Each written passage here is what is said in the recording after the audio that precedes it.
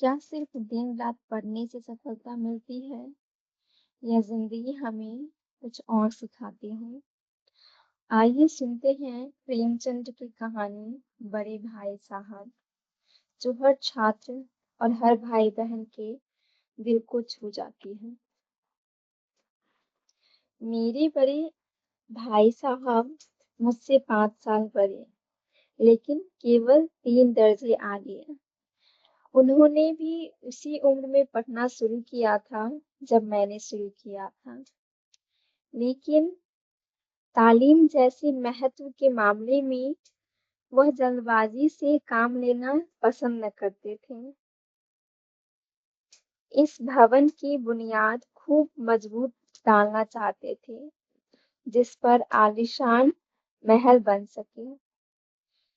1 साल का काम 2 साल में करते थे, कभी-कभी 3 साल भी लग जाते थे। बुनियाद ही पुख्ता न हो तो मकान कैसे पायदार बने। मैं छोटा था, वह बड़े थे।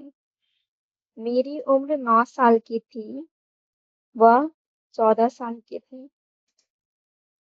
उन्हें मेरी तबीही और निगरानी का पूरा और जन्मसिद्ध अधिकार था, और मेरी शालीनता इसी में थी कि उनके हुक्म को कानून समझूं।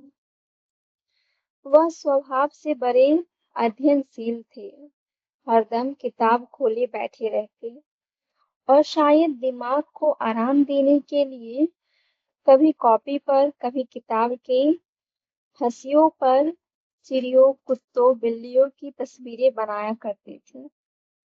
कभी-कभी एक ही नाम या शब्द या वाक्य 10-20 बार लिख डालते। कभी एक शेर को बार-बार सुंदर अक्षरों में नकल करते। कभी ऐसी शब्द रचना करते जिसमें ना कोई अर्थ होता, ना कोई सामंजस्य। मसलन एक बार उनकी कॉपी पर मैंने यह इबारत देखी, स्पेशल अमीना, भाइयों भाइयों, दरअसल भाई भाई, राधे श्याम, श्रीयुत राधे श्याम, 1 घंटे तक। इसके बाद एक आदमी का चेहरा बना हुआ था।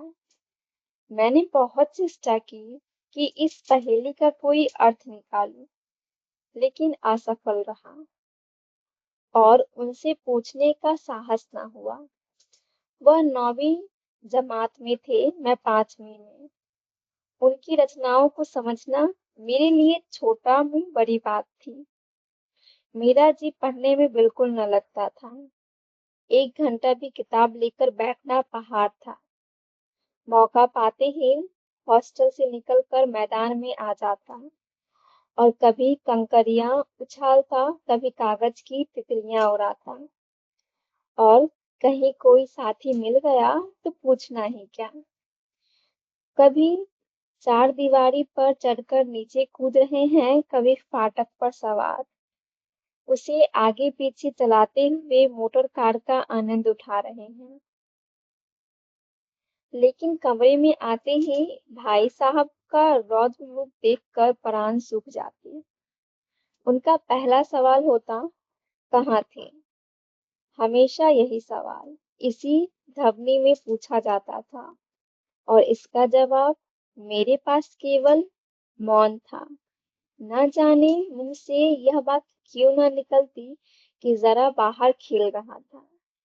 मेरा मौन कह देता था कि मुझे अपना अपराध स्वीकार है, और भाई साहब के लिए इसके सिवा और कोई इलाज न था कि स्नेही और रौस से मिले हुए शब्दों में मेरा सत्कार करें।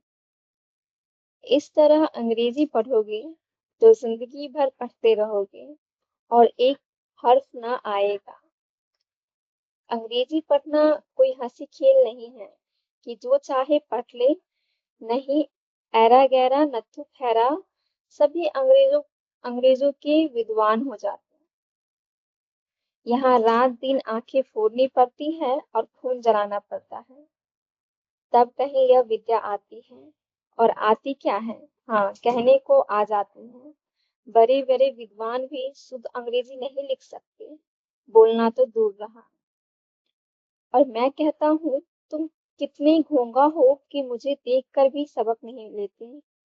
मैं कितनी मेहनत करता हूँ, तुम अपनी आंखों से देखते हो। अगर नहीं देखते तो यह तुम्हारी आंखों का कसूर है, तुम्हारी बुद्धि का कसूर है। इतने मैले तमाशे होते हैं, मुझे तुमने कभी देखने जाते देखा है? रोज ही क्रिकेट और हॉकी मैच होते हैं। मैं पास नहीं भटकता, हमेशा पढ़ता रहता हूँ। उस पर भी एक एक दर्जे में दो दो तीन तीन साल पढ़ा रहता हूँ। फिर तुम कैसे आशा करते हो कि तुम यूं खेल कूद में वक्त गवाकर पास हो जाओगे? मुझे तो 2 ही 3 साल लगते हैं, तुम उम्र भर इसी दर्जे में पड़े सड़ते रहोगे। अगर तुम्हें इस तरह उम्र गंवानी है तो बेहतर है घर चले जाओ और मजे से गुल्ली डंडा खेलो। दादा की गाढ़ी कमाई के रुपए क्यों बर्बाद करते हो? मैं यह लताड़ सुनकर आंसू बहाने लगता हूँ। जवाब जवाब ही क्या था? अपराध तो मैंने किया, लताड़ कौन सहे। भाई साहब उपदेश की कला में निपुण थे। ऐसी ऐसी लगती बातें कहते, ऐसे ऐसे सुत्ती बांध चलाते कि मेरे जिगर के टुकड़े टुकड़े हो जाते और हिम्मत छूट जाती। इस तरह जान तोड़कर मेहनत करने की शक्ति में अपने में न पाता था, और उस निराशा में जरा देर के लिए मैं सोचने लगता, क्यों ना घर चला जाऊं। जो काम मेरे बूते के बाहर है उसमें हाथ डालकर क्यों अपनी जिंदगी खराब करूं। मुझे अपना मूर्ख रहना मंजूर था, लेकिन अपनी मेहनत मुझे तो चक्कर आ जाता था।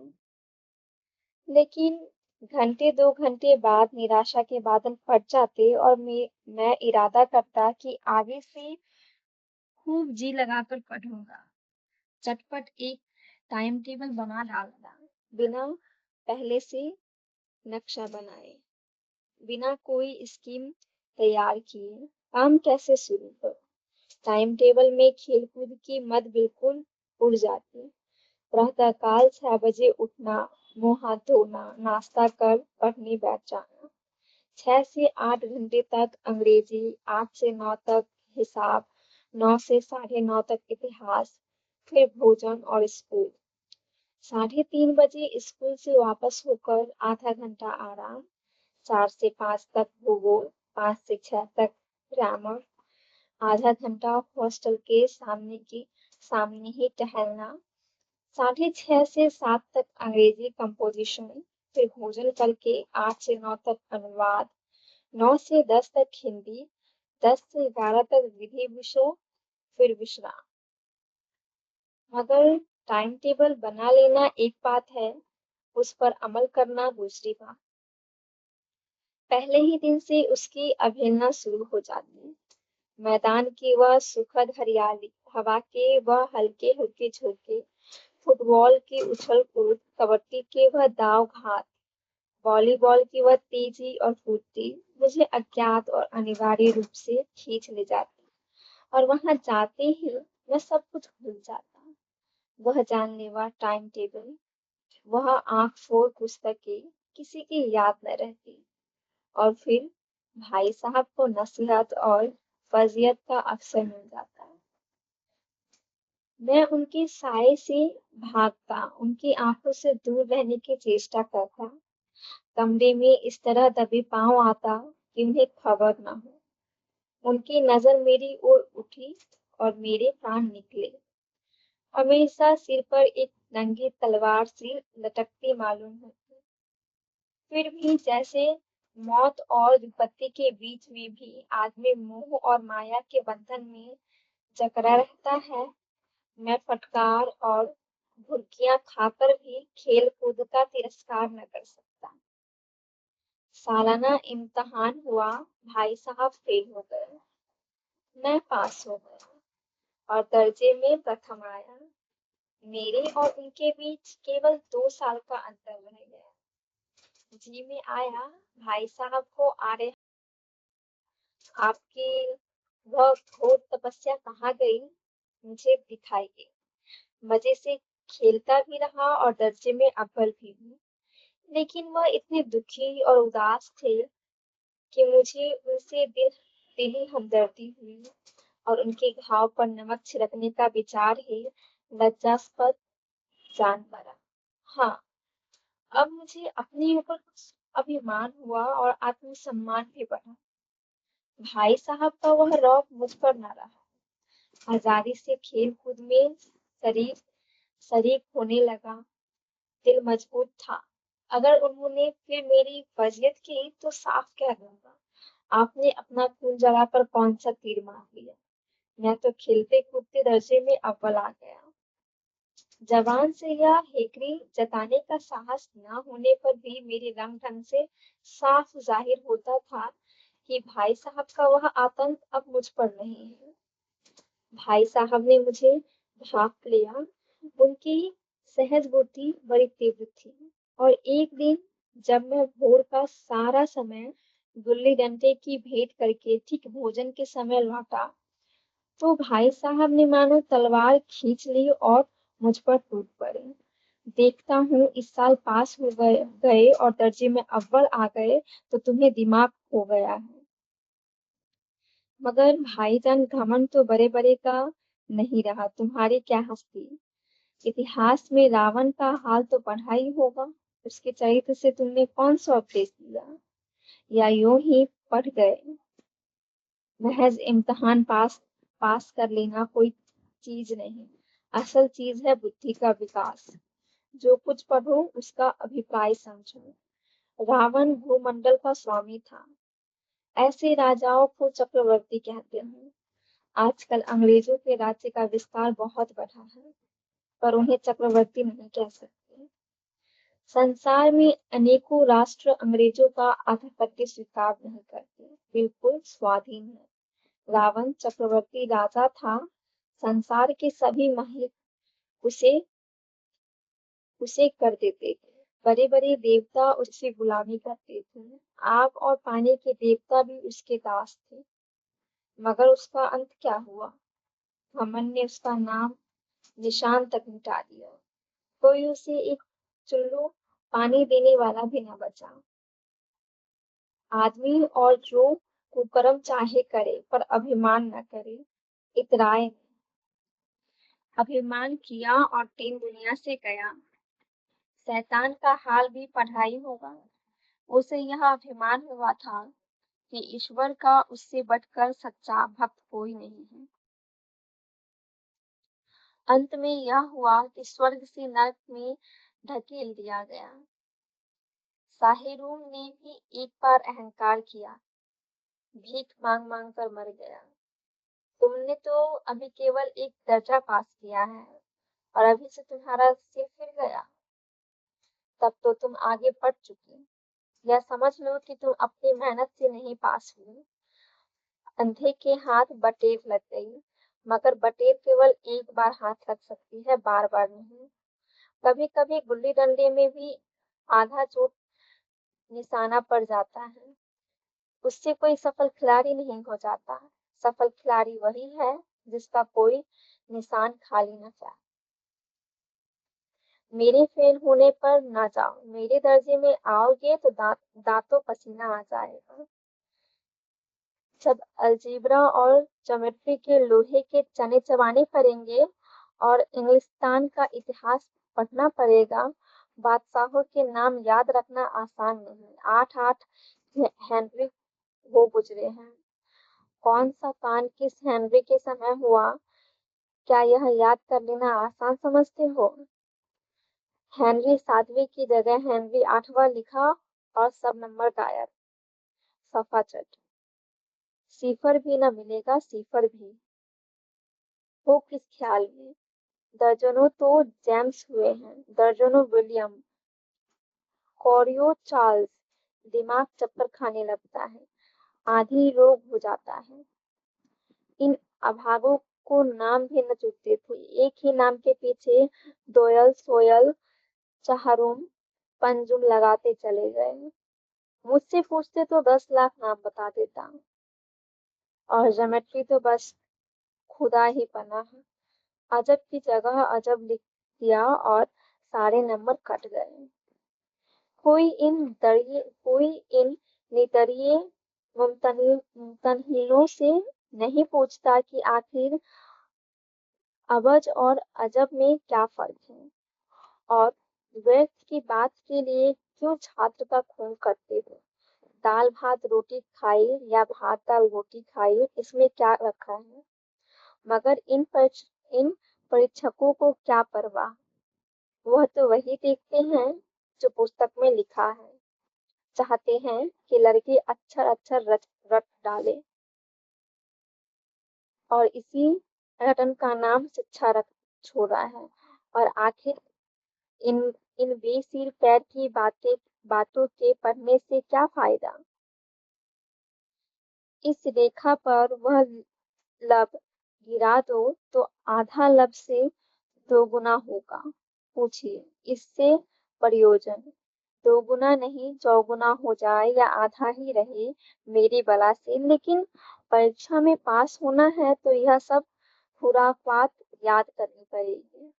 कह दिया समय की पाबंदी पर एक निबंध लिखो जो 4 पन्नों से कम ना हो।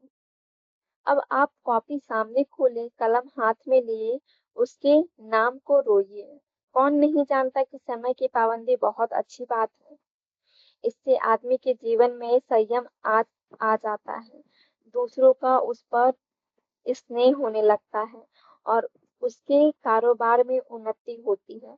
लेकिन इस जरा सी बात पर 4 पन्ने कैसे लिखे। जो बात एक वाक्य में कही जा सके उसे 4 पन्ने में लिखने की जरूरत। मैं तो इसे हिमाकत कहता हूँ। यह तो समय की किफायत नहीं बल्कि उसका दुरुपयोग है कि व्यर्थ में किसी बात को ठोस दिया। हम चाहते हैं आदमी को जो कुछ कहना हो चटपट कह दे और अपनी राह ले। मगर नहीं, आपको 4 पन्ने रगड़ने पड़ेंगे, चाहे जैसी लिखिए, और पन्ने भी पूरे फुल स्केप आकार के। यह छात्रों पर अत्याचार नहीं तो और क्या है। अनर्थ तो यह है कि कहा जाता है संक्षेप में लिखो। समय की पाबंदी पर संक्षेप में एक निबंध लिखो जो 4 पन्नों से कम ना हो। ठीक संक्षेप में 4 पन्ने हुए नहीं, शायद 100-200 पन्ने लिखवाते। तेज भी दौड़िए और धीरे भी। है उल्टी बात है या नहीं। बालक भी इतनी सी बात समझ सकता है, लेकिन इन अध्यापकों को इतनी तमीज भी नहीं। उस पर दावा है कि हम अध्यापक हैं। मेरे दर्जे में आओगे लाला तो ये सारे पापड़ बेलने पड़ेंगे और तब आटे दाल का भाव मालूम होगा। इस दर्जे में अव्वल आ गए हो तो जमीन पर पाँव नहीं रखते। इसलिए मेरा कहना मानिए। लाख फेल हो गया हूँ लेकिन तुमसे बड़ा हूँ। संसार का मुझे तुमसे कहीं ज्यादा अनुभव है। जो कुछ कहता हूँ उसे गिरह बांधिए, नहीं पछताइएगा। स्कूल का समय निकट था। नहीं ईश्वर जाने यह उपदेश माला कब समाप्त होती। भोजन आज मुझे निस्वाद सा लग रहा था। जब पास होने पर भी यह तिरस्कार हो रहा हो तो फेल हो जाने पर तो शायद प्राण ही ले लिए जाए। भाई साहब ने अपने दर्जे की पढ़ाई का जो भयंकर चित्र खींचा था उसने मुझे भयभीत कर दिया। स्कूल छोड़कर घर नहीं भागा, यह ताज्जुब है। लेकिन इतने तिरस्कार पर भी पुस्तकों में मेरी अरुचि ज्यों की त्यों बनी रही। खेल कूद का कोई अवसर हाथ में न जाने देता। पढ़ता भी मगर बहुत कम। बस इतना कि रोज का टास्क पूरा हो जाए और दर्जे में जलील न होना पड़े। अपने ऊपर जो विश्वास पैदा हुआ था वह फिर लुप्त हो गया, और फिर चारों का सा जीवन कटने लगा। फिर सालाना इम्तिहान हुआ और कुछ ऐसा संयोग हुआ कि मैं फिर पास हुआ और भाई साहब फिर फेल हो गए। मैंने बहुत मेहनत ना की पर ना जाने कैसे दर्जे में अव्वल आ गया। मुझे खुद अचरज हुआ। भाई साहब स्नातक परिश्रम किया था। कोर्स का एक-एक शब्द चाट गए थे। 10 बजे रात तक इधर, 4 बजे भोर से उधर, 6 से साढ़े 9 तक स्कूल जाने के पहले मुद्रा कांतिहीन हो गई थी, मगर बेचारे फेल हो गए। मुझे उन पर दया आती थी। नतीजा सुनाया गया तो वह रो पड़े और मैं भी रोने लगा। अपने पास होने वाली खुशी आधी हो गई। मैं भी फेल हो गया होता तो भाई साहब को इतना दुख न होता, लेकिन विधि की बात कौन टाले। अब भाई साहब के बीच में केवल एक दर्जे का अंतर और रह गया। मेरे मन में एक कुटिल भावना उदय उदय हुई कि कहीं भाई साहब एक साल और फेल हो जाए तो मैं उनके बराबर हो जाऊं। फिर वह किस आधार पर मेरी फर्जियत कर सकेंगे। लेकिन मैंने इस कमीने विचार को दिल से बलपूर्वक निकाल डाला। आखिर वह मुझे मेरे हित के विचार से ही तो डांटते हैं। मुझे उस वक्त अप्रिय लगता है अवश्य, मगर यह शायद उनके उपदेशों का ही असर हो कि मैं दनादन पास होता जाता हूँ और इतने अच्छे नंबरों से। अब भाई साहब बहुत कुछ नर्व पर गए थे। कई बार मुझे डांटने का अवसर पाकर भी उन्होंने धीरज से काम लिया। शायद अब वह खुद समझने लगे थे कि मुझे डांटने का अधिकार उन्हें नहीं रहा, या रहा भी बहुत कम। मेरी स्वच्छंदता भी बढ़ी। मैं उनकी सहिष्णुता का अनुचित लाभ उठाने लगा। मुझे कुछ ऐसी धारणा हुई कि मैं तो पास ही हो जाऊंगा, पढ़ूं या ना पढ़ूं। मेरी तकदीर बलवान है, इसलिए भाई साहब के डर से जो थोड़ा बहुत पढ़ लिया करता था, वह भी बंद हुआ। मुझे कनकौवे उड़ाने का नया शौक पैदा हो गया था और अब सारा समय पतंगबाजी की ही भेंट होता था। फिर भी मैं भाई साहब का अदब करता और उनकी नजर बचाकर कनकौवे उड़ाता था। माझा देना, कन्ने बांधना, पतंग टूर्नामेंट की तैयारी आदि समस्याएं अब गुप्त रूप से हल की जाती। मैं भाई साहब को यह संदेह न देना चाहता था कि उनका सम्मान और लिहाज मेरी नजरों से कम हो गया है। एक दिन संध्या समय हॉस्टल से दूर मैं एक कनकौवा लुटने बेहताश दौड़ रहा था। आंखें आसमान की ओर थी और मन उस आकाशगामी पथिक की ओर, जो मंद गति से झूमता पतंग की ओर चला जा रहा था। मानो कोई आत्मा स्वर्ग से निकलकर विरक्त मन से नए संस्कार ग्रहण करने जा रहा। बालकों की एक पूरी सेना लगे और झाड़दार बांस लिए उनका स्वागत करने को दौड़ आ रही थी। किसी को अपने आगे पीछे की खबर न थी। सभी मानो उस पतंग के साथ ही आकाश में उड़ रहे थे, जहां सब कुछ समतल है, न मोटर कारें हैं, न ट्राम, न गाड़ियां। सहसा भाई साहब से मेरी मुठभेड़ हो गई, जो शायद बाजार से लौट रहे थे। उन्होंने वही मेरी हाथ पकड़ लिया और उग्र भाव से बोले, इन बाजारी लौंडों के साथ ढेले के कनकौवे के लिए दौड़ते तुम्हें शर्म नहीं आती?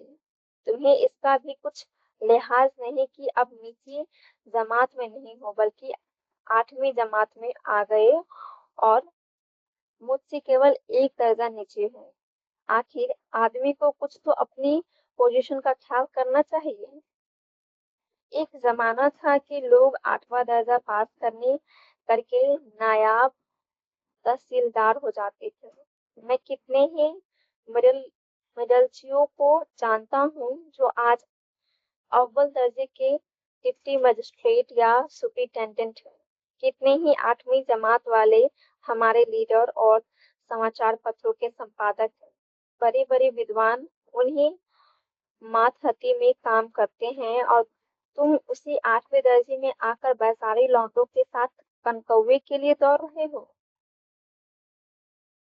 मुझे तुम्हारी इस कम अक्ली पर दुख होता है। तुम ज़हीन हो, इसमें कोई शक नहीं। लेकिन वह ज़हन किस काम का जो हमारे आत्मगौरव की हत्या कर डाले। तुम अपने दिल में समझते हो कि मैं भाई साहब से महज़ एक दर्जा नीचे हूँ और अब उन्हें मुझको कुछ कहने का हक नहीं। लेकिन यह तुम्हारी गलती है। मैं तुमसे 5 साल बड़ा हूँ और चाहे आज तुम मेरी ही जमात में आ जाओ और परीक्षकों का यही हाल है, तो निसंदेह अगले साल तुम मेरे समकक्ष हो जाओगे और शायद 1 साल बाद तुम मुझसे आगे निकल जाओ।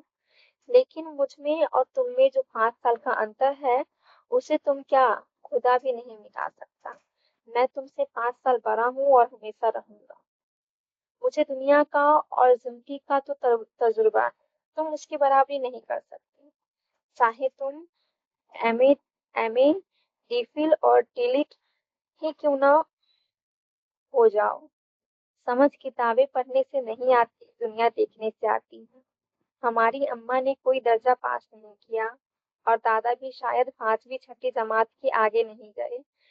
लेकिन हम दोनों चाहे सारी दुनिया की विद्या पढ़ ले, अम्मा और दादा को हमें समझाने और सुधारने का अधिकार हमेशा रहेगा।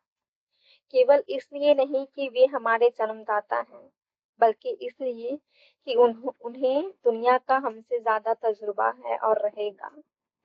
अमेरिका में किस तरह राज्य की व्यवस्था है और 8वें हेनरी ने कितने ब्याह किए और आकाश में कितने नक्षत्र हैं, यह बातें चाहे उन्हें न मालूम हो, लेकिन हजारों ऐसी बातें हैं जिनका ज्ञान उन्हें हमसे और तुमसे ज्यादा है। देव न करे आज मैं बीमार हो जाऊं तो तुम्हारे हाथ पांव फूल जाएंगे। दादा तो तार देने के सिवा तुम्हें और कुछ न सूझेगा। लेकिन तुम्हारी जगह पर दादा हो तो किसी को तार न दे, न घबराए, न बदहवास हो। पहले खुद मर्ज पहना कर इलाज करेंगे, उसमें सफलता न हुए तो किसी डॉक्टर को बुलाएंगे। बीमार तो खैर बड़ी चीज है। हम तुम तो इतना भी नहीं जानते कि महीने भर का खर्च महीने भर कैसे चले। जो कुछ दादा भेजते हैं उसे हम 20-22 तक खर्च कर डालते हैं और पैसे पैसे को मोहताज हो जाते हैं। नाश्ता बंद हो जाता है, धोबी और नाई से मुंह चुराने लगते हैं। लेकिन जितना आज हम और तुम खर्च कर रहे हैं, उसके आधे में दादा ने अपनी उम्र का बड़ा भाग इज्जत और नेकनामी के साथ निभाया है और एक कुटुंब का पालन किया है जिसमें सब मिलकर 9 आदमी थे। अपने हेडमास्टर साहब को देखो, एमए है कि नहीं, और यहाँ के एमए नहीं, ऑक्सफोर्ड के 1,000 रुपए पाते हैं। लेकिन उनके घर इंतजाम कौन करता है? उनकी बूढ़ी अम्मा। हेडमास्टर साहब की डिग्री यहाँ आकर बेकार हो गई। पहले खुद घर का इंतजाम करते थे, खर्च पूरा न पड़ता था, कर्जदार रहते थे। जब से उनकी माताजी ने प्रबंध अपने हाथ में ले लिया है, जैसे घर में लक्ष्मी आ गई है। तो भाईजान, यह गुरूर दिल से निकाल डालो कि तुम मेरे समीप आ गए हो और अब स्वतंत्र हो। मेरे देखते तुम बेराह न चल निकालोगे। अगर तुम यूं ना मानोगे तो मैं थप्पड़ दिखाकर इसका प्रयोग भी कर सकता हूँ। मैं जानता हूँ तुम्हें मेरी बातें जहर लग रही है। मैं उनके इस नई युक्ति से नतमस्तक हो गया। मुझे आज सचमुच अपनी लघुता का अनुभव हुआ और भाई साहब के प्रति मेरे मन में श्रद्धा उत्पन्न हुई। मैंने सजल आंखों से कहा, हरगिज नहीं। आप जो कुछ फरमा रहे हैं वह बिल्कुल सच है और आपको कहने का अधिकार है। भाई साहब ने मुझे गले लगा लिया और बोले, मैं तनकवे उड़ाने को मना नहीं करता, मेरा जी भी ललचाता है, लेकिन क्या करूं? खुद बेगाह चलूंगी तो तुम्हारी रक्षा कैसे करूं?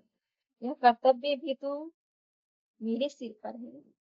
संयोग से उसी वक्त एक कटा हुआ कंकड़ ऊपर से गुजरा। उसकी डोर लटक रही थी।